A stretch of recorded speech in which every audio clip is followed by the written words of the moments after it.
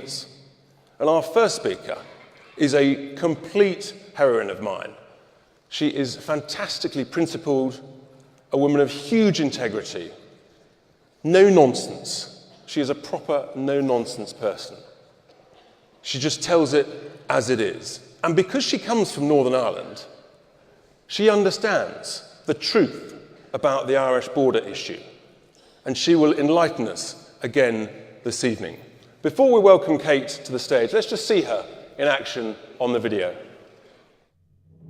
I'm one of the very few Labour MPs who genuinely want to leave the EU. We're not prepared to put up with a deal which is keeping us half in, half out. I believed her when she said Brexit meant Brexit, but I was wrong.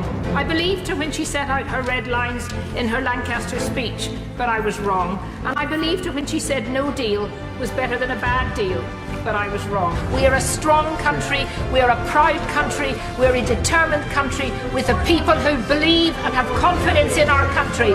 So let us go forward to March the 29th, leave the European Union and have that bright future which we know is ahead of us. Please welcome to the stage.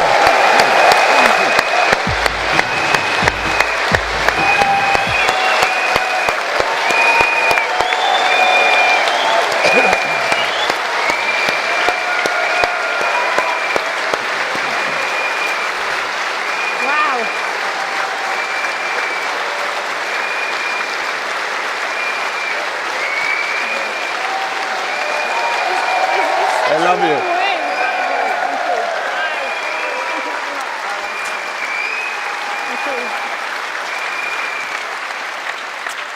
Well, thank you so much for that welcome.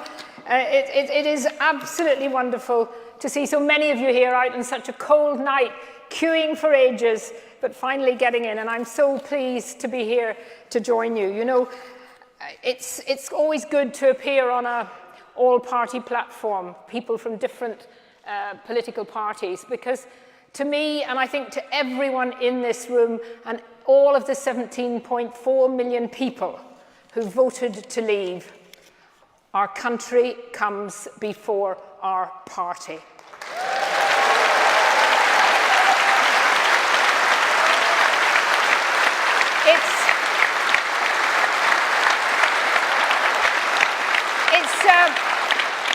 It's particularly nice tonight to be joined by another woman on the panel. I'm looking forward to hearing from Esther very much later on. But I think we need to say tonight very early on that we are facing a battle ahead of us. We have faced in the last number of months a full frontal attack from so many in the media, from big business, from the lawyers in this country, from hardliners who have never, ever accepted the result of the referendum. And of course, as usual, from ex-prime ministers. Now, there's something about being an ex-prime minister that somehow gets you onto the Today programme probably once a week. And every time we have a rally, there seems to be Tony Blair. Every time we have a rally, Tony Blair is on the Today programme. And he was on the Today programme this morning again as the lead supporter of a second referendum. And you know something I think about Tony Blair? If Tony Blair really wants to be taken seriously again for his views, other than on the Today programme, he could actually join the House of Lords. But of course, to join the House of Lords, he would have to declare all his financial interests.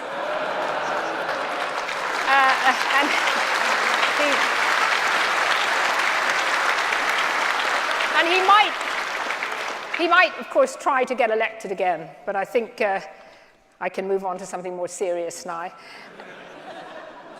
Just over the road, just a few hundred yards away, we have a parliament that is a Remain parliament, a parliament where the vast majority of MPs voted to remain. Now, not all of them are wanting to stop us leave. There are many genuine Remain MPs who have decided that they want to support the referendum result, support their manifesto, which is probably something new for some of them, and they have decided that they will support us leaving. But of course, the other in Parliament have spent their time since the 24th of June, since the day after the referendum 2016, plotting carefully, insidiously to try and get us to stay in. And they have been backed up by the lawyers in the House of Commons, the fully highly paid QCs in the House of Commons, and of course by a speaker who says he's only doing his job. But in my view, and in many others, his job to him seems to be to thwart Brexit. And we saw that last week in a really amazing ruling that he gave where he overruled his own clerk, his own legal expert.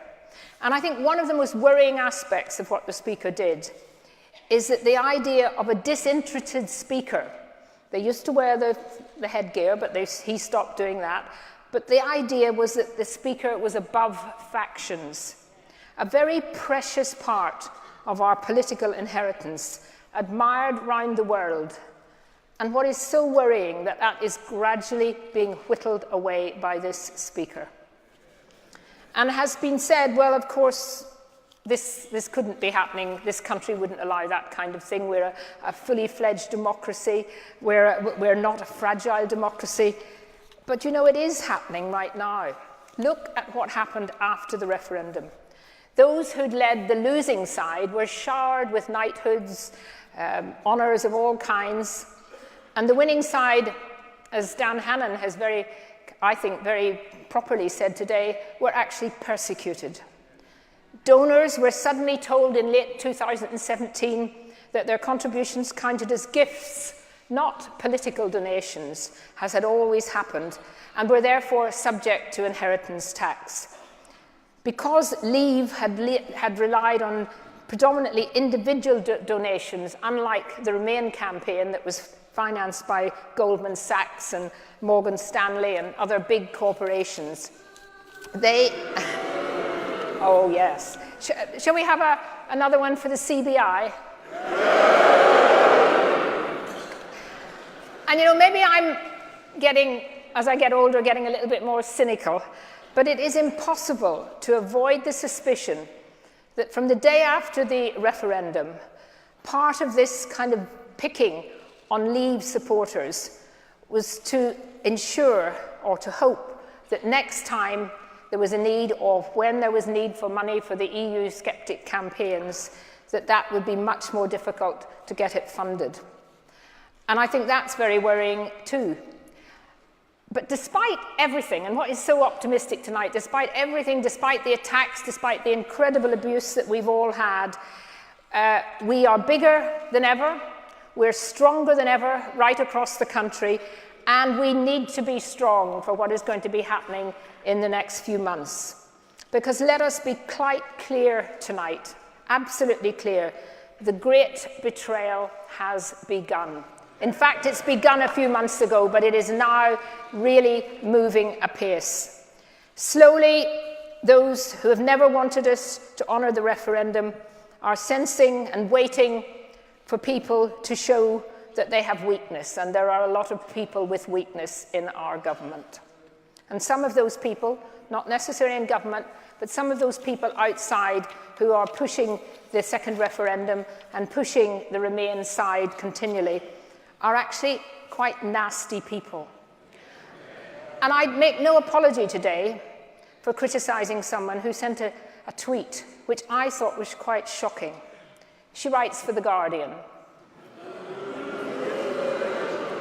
Her name is Polly Toynbee. And she tweeted today, what was, quotes, the will of people is now, quotes, the will of dead people. From Saturday, new young Remain voters on the register tip the balance versus the old dead leavers. Time for a final say referendum. And if that's the kind of people that The Guardian wants to write for them, well, I'm glad I don't read The Guardian.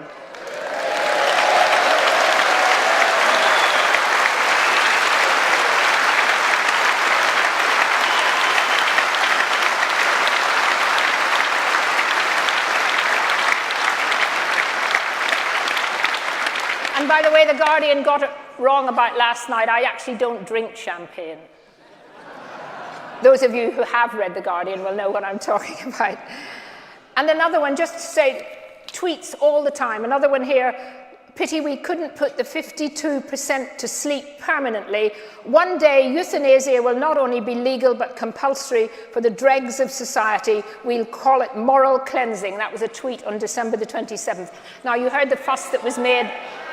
You heard the fuss that was made a couple of weeks ago when Anna Soubry was heckled by a few people.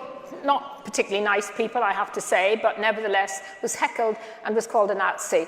In 5 minutes, I was able to turn up 20 tweets calling me a Nazi. You know, I think we have to accept that actually there's been a huge amount of nastiness on the Remain side.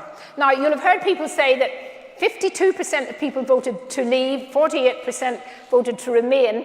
So really, as it was fairly close, but quite decisive in my view, then we should be actually giving something to the Remain side. You know, we should be saying that perhaps we should give a little bit more, we should compromise more, we should do all these things because they decided that it was a small majority.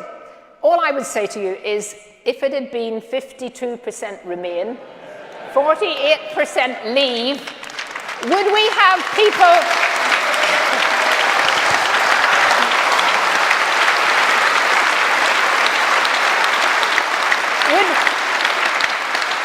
Would we have had people beavering around in the House of Commons, the lawyers, all of the clever people in there who think they're so clever, trying to find, well, look, actually, it was a pretty small result. You know, could we find a little bit of Norway to put into our Remain? Or maybe we could only let the European Court of Justice sort of tell us a few things that we had to do. Of course it wouldn't have happened. And that is what is the hypocrisy of some of the people who are organising for that. We voted to take back control. We voted to take back control from Brussels, but to give that control, in my view, to the people, not to Parliament. People then elect Parliament. But the idea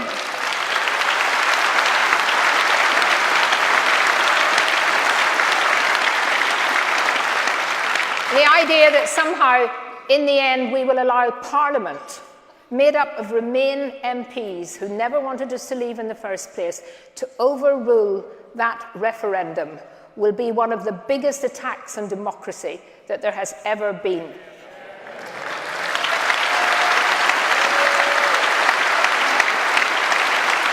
Now, I'm conscious of the time, there's lots and lots of speakers. I just want to end by saying something about the backstop. I mean, the backstop is one of the most ridiculous suggestions and ideas that could possibly have been put in to try and solve a problem that wasn't there in the first place. It's not tenable, it's completely unnecessary, and it has been a result of a stitch-up between the European Union and the Irish government with an attempt to keep us as close as possible to the European Union when we leave. It is not going to be acceptable to the DUP. Unfortunately, Sammy Wilson couldn't be here tonight, otherwise you'd be hearing lots of great jokes from Sammy. But the reality is that that backstop not only harms Northern Ireland economically in terms of the links with Great Britain, but is the first step on a move towards taking away Northern Ireland as part of the United Kingdom, and I will never allow that to happen.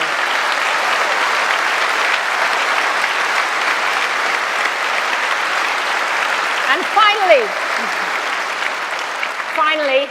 because I see this clock's going against me. Now, if this was in the House of Commons, the Speaker would have already cut me off, so I better be careful. Just on the WTO, and the theme of tonight, really, the scare stories that we've seen, the ridiculous scare stories, and you'll hear more about that from some eminent businessmen tonight who know what they're talking about.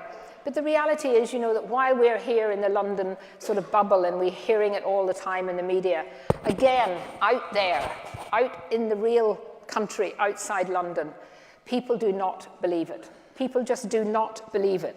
And I think that anyone giving up, to me, the idea that nobody talks to anybody until we've given up an option of a WTO is just ridiculous, absolutely ridiculous. And I'm not criticizing anybody in particular.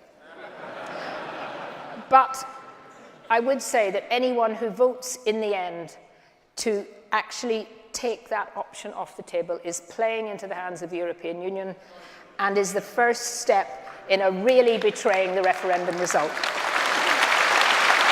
So let's,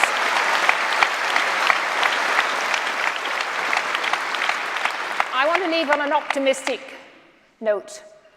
We are a very, very great country. I'm so proud of my country.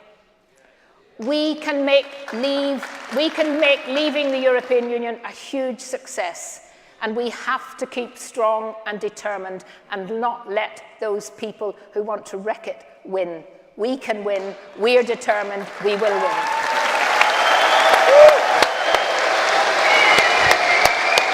Brilliant. Kate, come here. Do you want some water?